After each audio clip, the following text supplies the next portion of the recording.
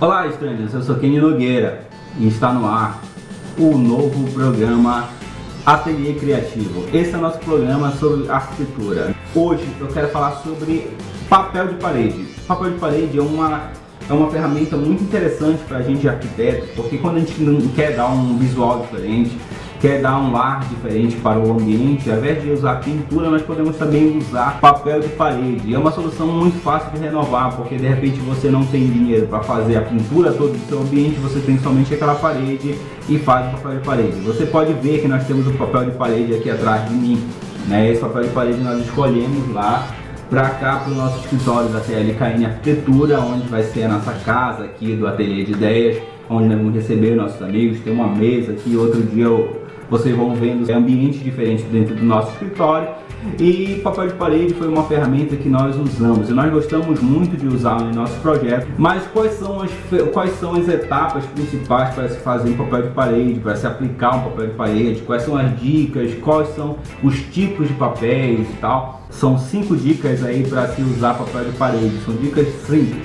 A primeira dica muito importante é preparar a parede. Por que eu falo que é importante preparar a parede? Porque assim, quando a gente faz um projeto, já aconteceu casos aqui dentro do escritório em que aconteceu isso. E quando nós fazemos o nosso projeto, nós especificamos assim: parede emassada, encelada para aplicação de papel de parede. Mas por que eu digo que tem que ter uma preparação? Porque teve um certo projeto que nós colocamos essa especificação: papel de parede a ser definido. O que aconteceu? O construtor, na hora de construir, o que ele fez? O que ele entendeu da cabeça dele? É que a parede tinha que estar somente no reboco e o cara ia aplicar o papel de parede direto no cimento. E na verdade não é isso. A parede ela precisa ser emassada. Ela precisa ser emassada normalmente, como todas as paredes do ambiente, mas ele precisa levar uma pequena demão de selador ou então uma demão de tinta. Por quê? Se você for colocar direto no cimento, ele vai ficar todo poroso, dependendo do papel vai dar um problema muito sério. Então a parede tem que ser preparada para isso. Então, para ser preparada, ela precisa ser emassada normalmente, no mínimo um selador, mas se você quiser dar uma demão de tinta, é importante. A segunda dica: quando é que se deve aplicar papel de parede? Necessariamente ele tem que ser o último. Na verdade, ele tem que ser o último a entrar na obra. Depois que já não tiver mais poeira, depois que já não tiver mais que montar móvel, depois que já não tiver mais que dar demão nenhuma de tinta, o ideal é que o papel de parede seja o último a entrar. Claro que daí tem outras coisas que vai entrar na obra, como decoração e tal, mas o papel de parede ele tem que ser a finalização da obra. Por quê? Para que, principalmente quando entra modulado, se for colocar antes do modulado, a chance do modulado estragar o papel de parede é muito grande. A chance de no meio já estar aplicado o papel de parede e ter que pintar o forro, por exemplo, daí pode respingar e tal. Então, na verdade, o papel de parede tem que finalizar a obra, tem que ser o detalhe final. Fale para o seu cliente lá que o papel de parede vai ser o último, que não se preocupe, que vai ficar aquela parede branca lá, mas ele tem que ser o último a ser colocado, tá? Vai ficar legal, ele tem que confiar em você. Então o papel de parede ele tem que ser a nossa terceira dica de tipos de papel de parede que nós temos. Nós temos os vinílicos, que são os mais resistentes. Eles são resistentes à luz, à umidade, eles são bem mais resistentes. Você passa a mão assim, você sente que ele é mais emborrachado, ele não é aquele papel, né? Ele tem uma textura, ele tem alguns tem até uns elementos 3D, então você pode passar o pano úmido assim para tentar limpar. Ele é fabricado em PVC e ele é ótimo para ambientes úmidos, então você pode usar esse papel de parede até num lavabo, por exemplo, num banheiro, se você não tiver o uso de chuveiro elétrico. O problema do chuveiro elétrico no banheiro é que ele começa a soltar muita fumaça, solta aquela fumaça toda e ele começa a danificar o papel de parede. Então, mais rapidamente para lavabo, onde não tem chuveiro, onde só tem a pia e o vaso, é muito indicado usar papel de parede. Ele tem uma durabilidade bem maior do que os outros papéis. Então, papel de parede, dependendo do uso e do contexto, de como é que você usa, pode durar até de 3 a 5 anos aí. Então, é um bastante tempo. Para um papel de parede é o tempo que se renova também uma pintura, né? Claro que nenhuma pintura é eterna.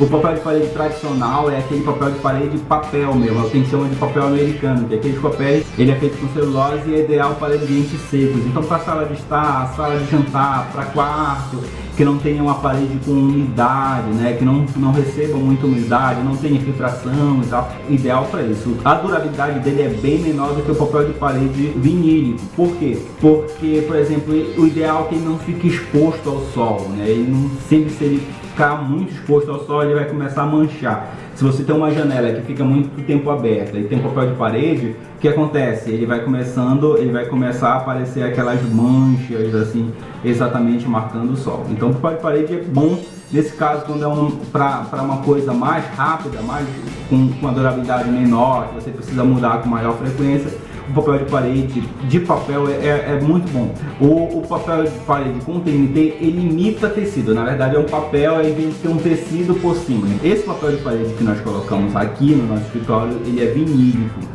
A forma de aplicar o papel de parede, existem várias formas. Você pode aplicar no ambiente todo, usar um ambiente todo, como está aí na foto, em toda uma sala de estar. Na verdade, o que acontece? Na verdade, a gente faz uma composição, um composê aí, faz uma parede de estaca que nem essa nossa e faz as demais que compor outro papel de parede que converse bem, ou um tom sobre tom, que seja um joguinho. E outra opção seria meia parede. Você usa meia parede, faz um rodapé alto de gesso ou de outro material e para cima faz papel de parede, ou então faz um roda-meio, que é aquelas faixas bem típicas de quarto de americano e tal. E tem até a opção de usar papel de parede no teto.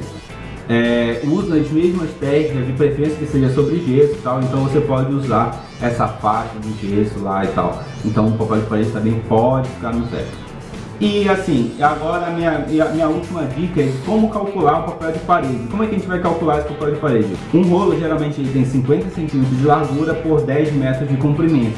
Então você tem que contar quanto é o seu pé direito. Primeira conta. Você calcula aquela regra simples de base vezes a altura, então calcula o metro quadrado da sua parede, quantos metros quadrados vai ser a sua parede, então você conta o comprimento e a altura do seu pé direito, e aí você vai calcular, por exemplo, tem 2 por 5, então vai ser 10 metros quadrados, então você vai precisar de 2 rolos de papel de parede, simples. Mas existe o papel de parede que ele é vendido em metro, ou ele é vendido em rolo por metro quadrado, 5 metros quadrados, ou em rolo com 15 metros quadrados. Calcula, se sua parede der 20 metros quadrados, você vai usar 4 rolos. Tome muito cuidado quando você for calcular, porque geralmente sobra, principalmente quando você faz em abertura de porta. Então, deixa uma média de 10% aí de folga, tá? Porque aí tem os desenhos, pense mesmo. Se for um papel de parede totalmente liso, sem nenhuma textura, nenhum desenho, pode dar no limite, tá? Mas aí, se for algum desenho, algum grafismo como esse nosso,